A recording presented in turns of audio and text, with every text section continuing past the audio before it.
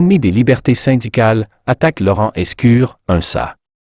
Le secrétaire général de l'UNSA Laurent Escure attaque frontalement le Rassemblement national, ennemi des libertés syndicales, dans un discours prononcé devant le Conseil national du syndicat, à la suite du départ de 2 responsables de l'UNSA pour le RN.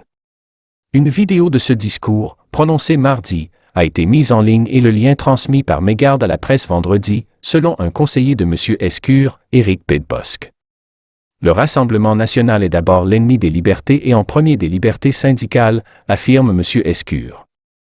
Il n'a pas varié depuis sa création dans sa volonté de détruire le syndicalisme tel que nous le connaissons, pour le remplacer par des syndicats à la botte d'un pouvoir qu'ils peuvent conquérir, poursuit-il. Selon M. Escure, le RN veut supprimer les moyens humains et financiers des syndicats, ainsi que l'échelon national interprofessionnel, l'échelon interprofessionnel des branches, pour ne garder que des syndicats d'entreprise. C'est un parti affairiste, coupable de détournement d'argent public, un parti animé par une haine des autres, une haine de l'égalité, un parti dangereux, anti-européen et même anti-républicain, accuse-t-il. Cette virulente prise de position intervient après que 2 responsables syndicaux de l'UNSA, le patron de l'UNSA Santé et Cohésion sociale, Stéphane Blanchon, et celui de l'UNSA Finance, Industrie et Services du Premier ministre, Luc Doumont, ont annoncé être candidats sur des listes RN et été exclus. Sollicité par l'AFP, le RN n'avait pas réagi vendredi soir. M. Escure dramatise l'enjeu pour l'UNSA, affirmant que le syndicat est à un tournant. Il y a 2 options.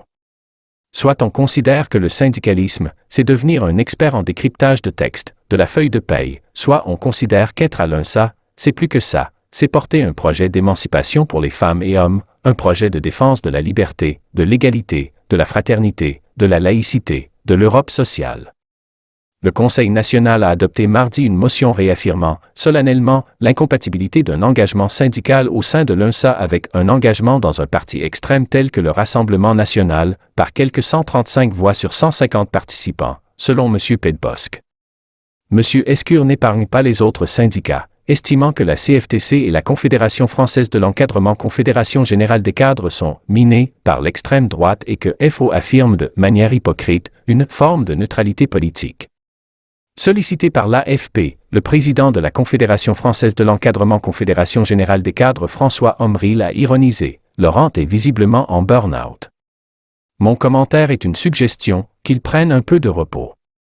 À l'heure où le RN peut selon lui conquérir le pouvoir en 2022, M. Escure avertit, si jamais les 3 dernières forces à être claires sur la question du RN et de l'extrême droite et de la lutte contre les ennemis de la République se taisent, la CGT, la Confédération française et démocratique du travail et l'UNSA, note de la rédaction, on a perdu.